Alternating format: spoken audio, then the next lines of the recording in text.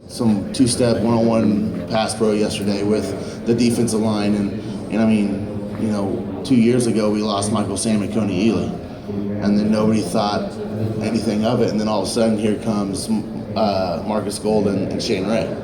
I'm just saying, you guys got to be patient and wait till season starts to see what's really going to happen. Yeah, it's gonna hurt us a little bit not having the athleticism of Harold, but at the same time, I think we'll still have his leadership, and if we still have his leadership, then he can push some other kids to step up into a role that they need to step up and do the job that they need to do. How's Beckman looking so far? Terry's a great. He's an athlete. He's a competitor, and he loves to be out there and do the things that we're doing, and now he knows the standard of the Missouri defensive line, and he's pushing himself to get better each and every day, and when we're going one-on-ones and we're competing against each other, when we're working out with the defensive line, like we're giving each other, like I'm giving him tips, he's gonna give me something, he's gonna say something to me, like we're making each other better each and every day. Like we know that sometimes it's a competition between offense and defense during camp, but at the same time, at the end of the day, we are one team. We are Mizzou, and that's where we need to get better at, and getting the defensive line stronger, making the offensive line stronger, and just being able to go and do the things that we want to do this year. Do you guys view as the biggest rivals you have in the conference? I don't really think that we have one big rival. I know Georgia's always sticking out. When I think that Georgia, Florida, South Carolina, 3-game span that we always have, and now that the SEC kind of said that Arkansas is making us we're going to be the rivals. Arkansas is kind of turning into the new Kansas, if you want to say, and I kind of like that, and having a rivalry, having a set rivalry, playing for the Kansas Missouri used to play for the drum, and now we're playing for the borderline showdown and all that stuff. It's really cool to be a part of big games, and we play in the best conference in the nation, so I don't really think that you can just pick out one rivalry game. I think every week when you go and play in the SEC like we do, it's always going to be a rivalry game, a very competitive game that you really can't relax on. Going back to the Florida game, game, it'll be for Mitch Morris to move to center at the next level. I think Mitch will be fine. I really do, and I just sitting there talking to Mitch, and he's even came up and just talking, just texting, calling him, and he's actually giving me tips about, hey,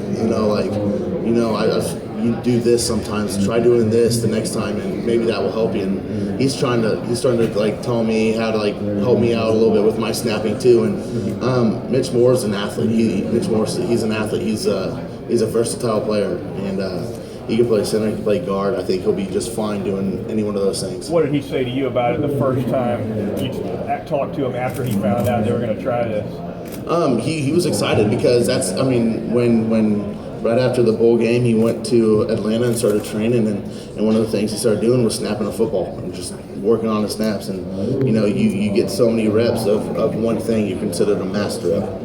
And I think he's gotten that number plus 20. You know what I mean? And he's comfortable where he's at, and I think he loves where he's at. And he's a competitor, he's an athlete, and Mitch Morris will make the most of things. going back to the Florida game last year, have you ever been involved in something like that? I don't think I've ever been in it was the craziest game I've ever played. With Murph returning the punt, returning the kickoff, and then our defense scoring all those points, and then you go out there as an offense, what do we need to do? And granted, we did not have a very good offensive game against Florida. Their defense came out and they kind of shut us down a little bit during the game, but sometimes we got some plays rolling and stuff like that, and we had a couple good drives. We scored a couple good touchdowns, but I've never been involved in a game like that where it goes our way. Maybe the week before when we played Georgia, where nothing goes our way, and they just totally dominated us on both sides of the ball.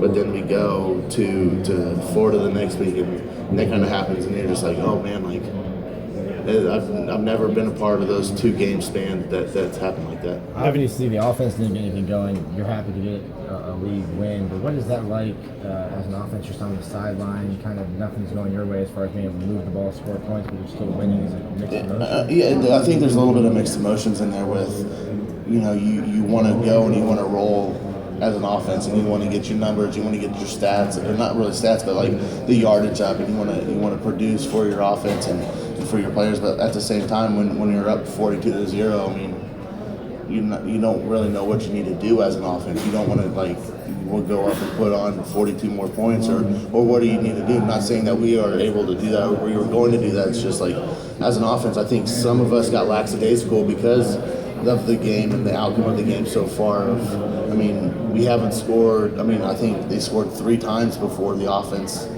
got on the field in the second half. So it was just kind of strange of how that went. And I think we kind of got a little too conservative as players and didn't really play as hard as we should have played. Since the Georgia game last year, how has Matty sort of grown as a quarterback and as a leader? I don't think it was just the Georgia game last year. I think it's from the Georgia game in 2013 where he first had his appearance to right now. Matty has become a great player and a great leader on this Missouri Tigers football team. And I'm excited to see what this year has in store for him. And I mean, he's a great kid. He's a great competitor. He's a great athlete. And I'm excited to see some of the people that have criticized him for so long kind of bring back the praise to Matty because he totally deserves it.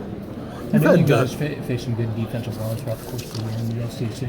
An SEC championship game, 1986 for Alabama. What was kind of unique about what they brought to the table? Whether it was something you saw on film leading up to the game? Yeah, I mean, they were huge. They were ginormous. They were the biggest defensive line I think I've played in the 3 years here. And they're physical guys. They know how to use their hands well. They know how to just find little things. And so, I mean, they're 2 great players, and I was excited to go against them, and I want to go against them again, and that could happen this year again, and I'm excited to see what they can do when watching their film and seeing if different centers when we watch film, see how different centers do what they do to maybe stop them or slow them down a little bit. So you kind of critique yourself on that, but 90 and 86 were 2 great players, and the only way to make yourself better is going against great players, and I think I've done that here at Mizzou with going against Harold and going against the defensive lines that we've had, but also playing in this conference, going against the defensive lines that are in this conference, and they're the best, and the SEC is considered the best conference in the nation, and I'm glad that I'm a part of it. And what do you see from Drew Lock, Sutter? I mean, there's no pressure for him to play. Right. How he carries himself.